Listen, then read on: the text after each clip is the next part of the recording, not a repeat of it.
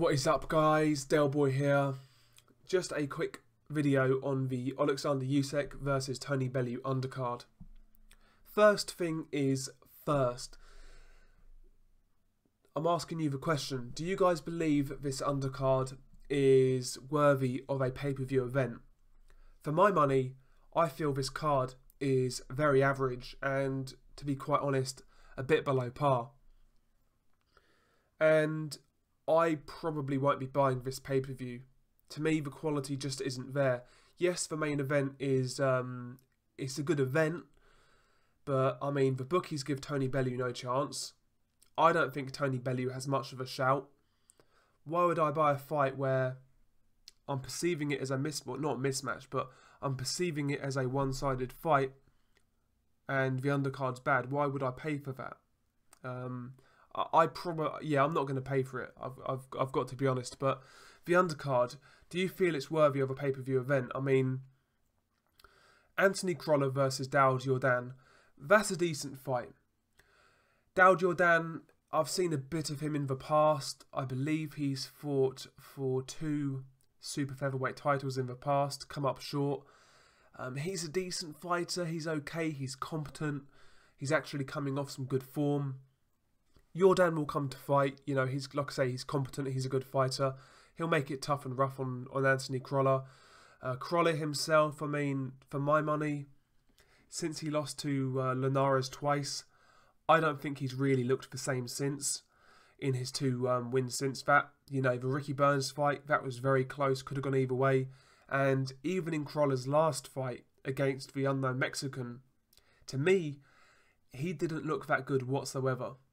You know, that could be a good fight. That could be quite competitive. I feel Kroner's on the slide, and maybe Jordan is more hungry. You know, Kroner's made some good money, so maybe Jordan will be too hungry for him on the night. You could see an upset there. I'm not picking Jordan, but I wouldn't be surprised. That's a decent fight. Sam Hyde versus Richard Riakporhe. Now, this is interesting. Sam Hyde is a domestic level guy. He can box okay, but you know, above that level, I think he will come unstuck. But he is untested. Richard Riakporhe, very untested, but he's a puncher, and a few fighters in the scene speak quite highly of him. So I'm intrigued to see how he fares against a fellow unbeaten prospect. That's quite interesting. That could make for a really good fight, to be quite honest. You know, sometimes when you have these young unbeaten prospects go at it, you know, sometimes they make for the best fight. So yeah, I'm definitely interested in that fight. You know, good fight. David Allen versus TBA. TBA's busy this night. Listen, Dave Allen, nice lad, funny guy, down to earth. Yes. But, you know, his level is British at best. Should this guy be on multiple pay-per-view cards? I'm not sure. It just seems now like when there's a pay-per-view that is a bit thin, you know, Eddie Hearn just calls Dave Allen and chucks him on it. I mean, who's he even fighting for starters, you know? It's not going to be anybody good on a week's notice. I'm sure they're going to find a guy with a semi-decent record, but I'm pretty sure he's going to be useless. So, meh, whatever. Ricky Burns versus Scott Cardinal. Now, that's okay, I suppose. Ricky Burns, former world champion, former freeweight world champion, but to me, you know, past his best at this stage of his career. Scott Cardinal is a guy who has hovered around British level for quite some time now. He's never got beyond that level. He's a good British level fighter, but nothing more.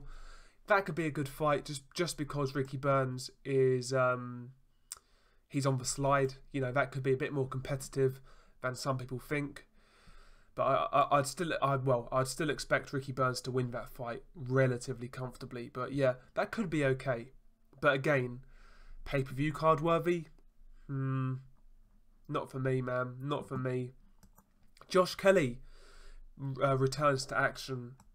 Again, TBA. TBA is going to be tired on this night. I mean, Josh Kelly, very much doubt he's going to fight anybody of any consequence on a week's notice. Again, his opponent might have a decent looking record, but probably not going to offer really much resistance whatsoever.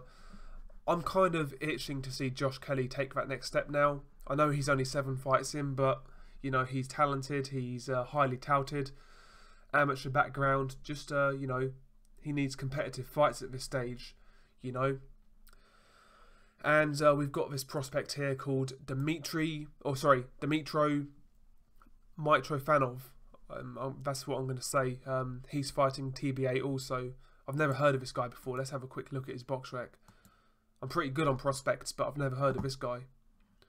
Okay, from Ukraine. Trains out of Oxnard. A lot of Ukrainians are training out of Oxnard. Okay. What I'll do is I'll YouTube him and see what he's about. But again, I mean, this is a pay-per-view card, and look at it. For my money, that undercard really isn't saying much. You know, it's not saying, it's not jumping out and saying buy me. Do you know what I mean? I'd say this, you know, not for me. Not for me. I will give this one a miss. I think the main event, you know, it's got some intrigue there, but again, I think that's quite a miss. That's a bit of a mismatch. Yeah, not for me, man. I'm gonna give this one a miss. Share your thoughts below. Peace.